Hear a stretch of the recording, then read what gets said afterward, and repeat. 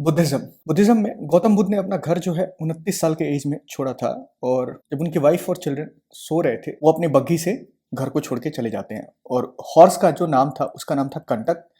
और जो चैरियटर यानी कि जो बग्घी चला रहे थे उनका नाम था चन्ना या फिर चंद्रका भी कहते हैं। इस घर छोड़ने की प्रक्रिया को ग्रेट रेनन्सिएशन भी कहते हैं, महाविनिष्क्रमण। 6 साल के भ्रमण के बाद at the age of 35 Uruvela, जिसको बोध गया भी कहते हैं, वहां पे निरंजना यानी फल्गु नदी के तट पे पीपल ट्री के नीचे जो है कंटिन्यूअस 49 डेज का मेडिटेशन करते हैं। उसके बाद इनको निर्वाणा यानी मोक्ष की प्राप्ति होती है after 49 days of continuous meditation. उसके बाद इनका नाम जो है बुद्धा पड़ जाता है सिद्धार्थ से, और इनको तथागत भी कहते हैं। इनका जो प्रीचिंग लैंग्वेज था, लोगों में जो अपनी बातें बताते थे, वो लैंग्वेज था पाली, और ये बोलते थे मगधी भाषा। इन्होंने अपना पहला सरमन यानी कि पहला उपदेश जो है सारनाथ में दिया था, और सारनाथ में डियर पार्क है वहां पे इन वाराणसी।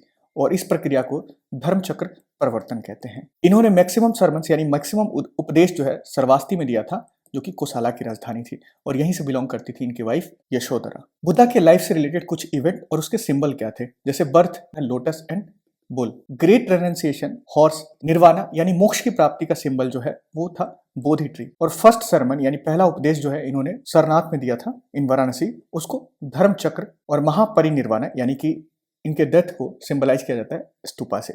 तो ये कुछ इंपॉर्टेंट इवेंट्स और उसके कुछ इंपॉर्टेंट इन्फॉर्मेशन जो है गौतम बुद्ध और बुद्धिज्म से रिलेटेड आपको ध्यान रखना है। और ऐसे कंटेंट के लिए आप सब्सक्राइब करना ना भूलें। और अगर आपको जेन्युइनली ये पसंद आया है तो डू लाइक एंड कमेंट। धन्यवाद।